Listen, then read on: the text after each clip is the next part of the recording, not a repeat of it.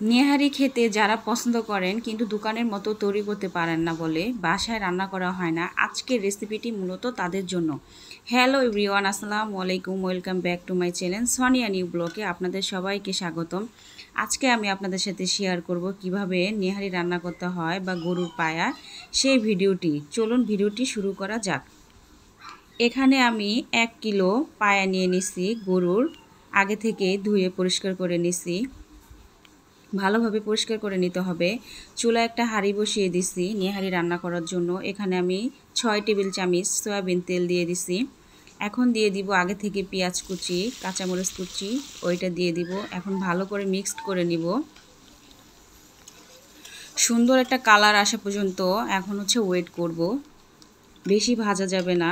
এখন আমার পারফেক্ট একটা কালার চলে আসছে। এখন আমি অ্যাড করব রসুন বাটা 2 টেবিল চামচ দিয়ে দিব, আর আদা বাটা 1.5 টেবিল চামচ দিয়ে দিব।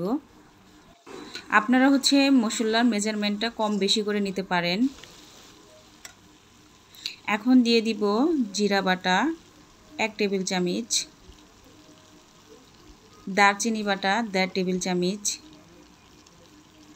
আমি এখানে বাটাটা ইউজ করতেছি, ইভেন আস্তটাও দিব। এখানে আমি আগে থেকে ধুয়ে 3 থেকে 4 পিস তেজপাতা, 2টা দারচিনি অ্যাড করে দিছি। এখন আমি মশলাটা একটু সামান্য পরিমাণ পানি দিয়ে দিব। এখন দিয়ে দিব হলুদ গুঁড়া 2 টেবিল চামচ, মরিচ গুঁড়া দিব 2 টেবিল চামচ। ঝালটা আপনারা কম বেশি করে দিতে পারেন। জিরা গুঁড়া 1 টেবিল চামচ। এখন সব মশলা ভালো করে কষিয়ে নিতে হবে, সুন্দর একটা ঘ্রাণ আসা পর্যন্ত। এখন আরেকটু পানি দিয়ে দিব যাতে মশলাটা পুড়ে না যায়। দেখুন কত সুন্দর হয়েছে মশলাটা ভাজা। এখন আমি অ্যাড করে দিব গরুর পায়া বা নলা, যেটা আগে থেকে ধুয়ে রাখছিলাম। এখন সবগুলো একসাথে মিক্সড করে দিবেন।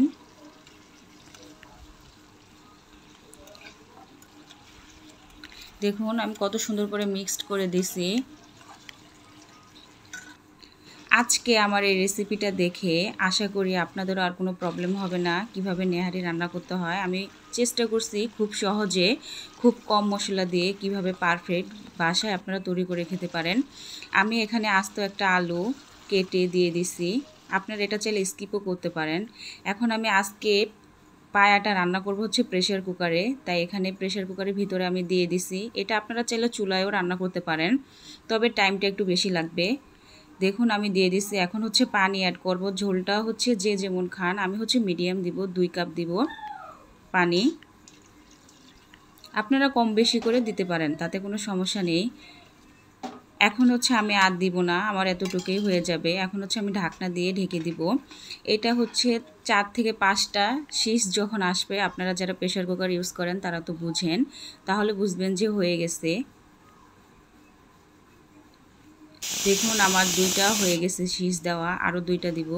আমার প্রায় হয়ে গেছে। এখন ঢাকনা খুলে দিব। দেখুন কতটা সুন্দর হয়েছে। আজকের আমার রেসিপিটা কেমন হয়েছে অবশ্যই কমেন্ট করবেন। আর যদি কোথাও আমার ভিডিওটি একটুখানিও ভালো লাগে তাহলে প্লিজ একটা লাইক দিবেন। এখন আমি নেহারিটা 5 থেকে 6 মিনিটের জন্য জাল করে নিব। তাহলে আপনারা যে যেমন ঝোল পছন্দ করেন কম বেশি করে নিতে পারেন। এখন আমার হয়ে গেছে নেহারিটা। এখন আমি পরিবেশন করব। দেখুন কতটা সুন্দর হয়েছে, দেখেই অনেকটা ইয়ামি লাগতেছে। আপনারাও বাসায় ট্রাই করবেন, দেখবেন ডেফিনেটলি অনেকটাই ভালো লাগবে।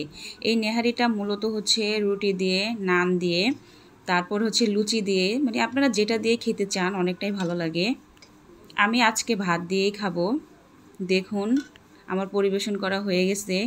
ভিডিওটি আজ এই পর্যন্ত। হোপফুলি অনেকটা ভালো লেগেছে। যদি আমার ভিডিওটি ভালো লাগে তাহলে আমার সোনিয়া নিউ ব্লগ চ্যানেলটি সাবস্ক্রাইব করবেন, পাশে থাকা বেল বাটন প্রেস করবেন, যাতে আমি নতুন ভিডিও ছাড়ার সাথে সাথে নোটিফিকেশন আকারে চলে যায়। সবাই ভালো থাকবেন, সুস্থ থাকবেন। আবার আপনাদের সাথে দেখা হবে অনলাইনে নতুন কোনো রেসিপিতে। আর আমার জন্য সবাই দোয়া করবেন। আর হ্যাঁ, আমার ভিডিওটি আজকে কেমন হয়েছে অবশ্যই কমেন্ট করে জানাতে ভুলবেন না কিন্তু। ওকে, আল্লাহ হাফেজ।